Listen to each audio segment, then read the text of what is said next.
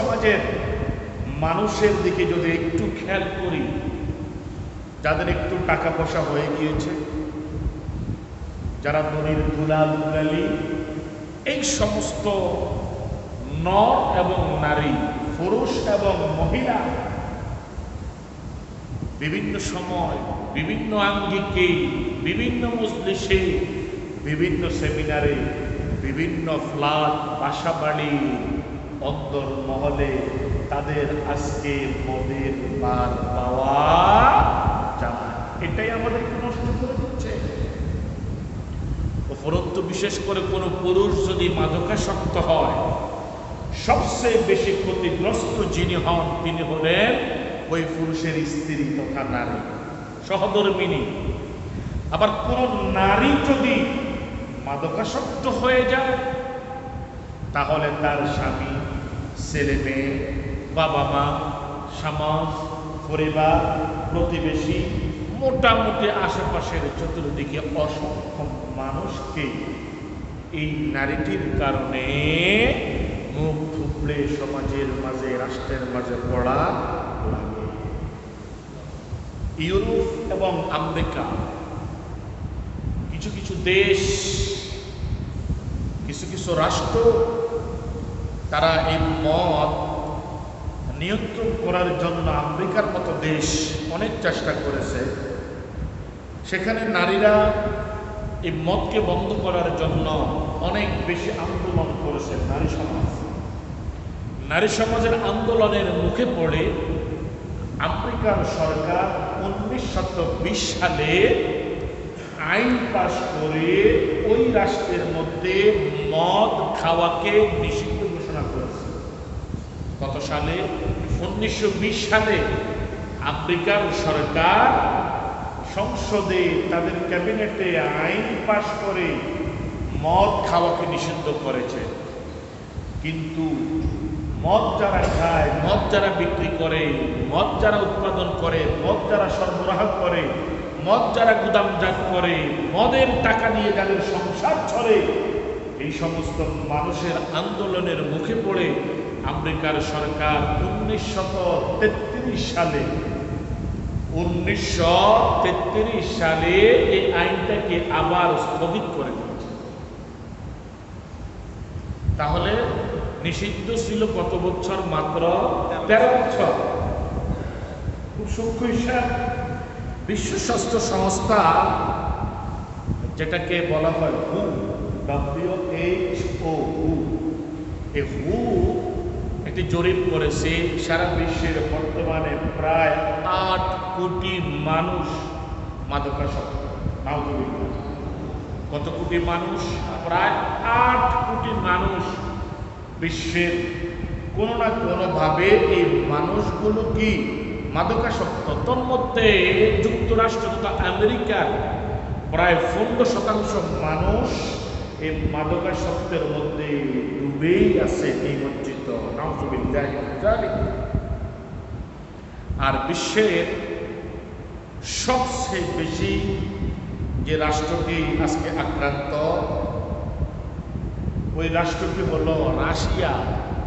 তাদের বিশ্ব স্বাস্থ্য সংস্থার ঘোষণা অনুযায়ী শতকরা 17% মানুষ রাশিয়াতে মাদকাসক্তে আসক্ত হয়ে তারা জীবনকে বরবাদ করে দিচ্ছে। পৃথিবীতে যত রোগ আছে, যত ব্যাধি আছে, যত বিমার আছে, এই 3.5 ভাগ হলো মদপান জনিত সমস্যা। 3.5 ভাগ হলো মদপান জনিত সমস্যার কারণে বিশ্বের 3.5 ভাগ মানুষ বিভিন্ন রোগের সঙ্গে আক্রান্ত। মদপান জনিত রোগ ব্যাধি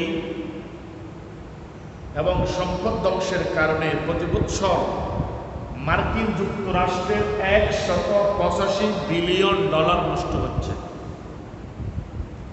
আর আমাদের সোনার বাংলার কোটি কোটি কোটি টাকা, আমাদের টাকা সোনার সোনার মেয়েরা মদ পান করে নষ্ট করে দিচ্ছে। ঠিক তেমনিভাবে আমাদের দেশে আরেকটি জিনিস, সেটা হলো ধূমপান। সেটার নাম কি? ধূমপান। ধূমপান, এই ধূমপান ড্রাগের চেয়েও মদের চেয়েও বেশি লোককে আক্রান্ত করেছে। ড্রাগ এবং মদ এই দুটা জিনিসের চেয়ে বেশি আক্রান্ত, যেখানে মানুষ এটার নাম হলো ধূমপান। মদ মানুষ লুকোচুরি চুরি করে ঘরের অন্দরমহলে, বিভিন্ন বার, বিভিন্ন সেমিনার, বিভিন্ন হোস্টেল, বিভিন্ন কিছুতে মানুষ নির্দিষ্ট গণ্ডের ভিতরে এই মদ পান করে থাকে। কিন্তু ধূমপান এটা সভ্য সমাজের অসভ্য মানুষগুলো এটাকে সভ্যতা মনে করে। ঠিক না বেঠিক?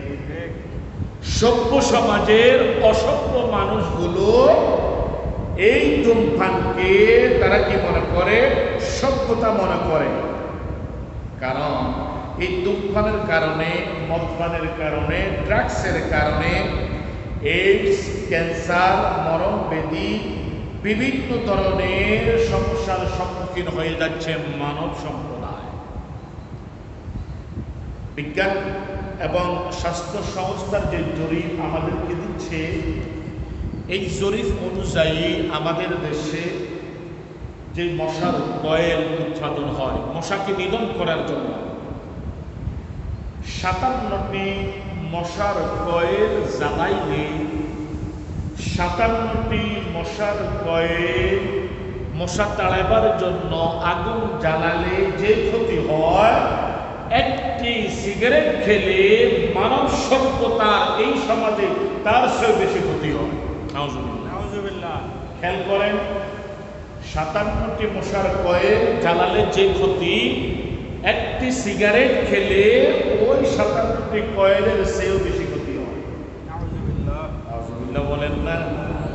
ঠিক তেমনি ভাবে আমাদের যাদের সন্তান আছে, নিষ্পাপ নিষ্কলঙ্ক ছোট্ট শিশু আছে, বাচ্চা আছে, এই ছোট্ট শিশু, ছোট্ট বাচ্চা, এদের সামনে আমি বাবা, আমি ভাই, আমি বন্ধু বান্ধব সিগারেট খেয়ে আমরা তাদেরকে অতি সহজে, অতি দ্রুত মৃত্যুর দিকে ফেলে দিচ্ছি। দেয় কি দেয় না? বাবা কেমন জ্ঞানহীন,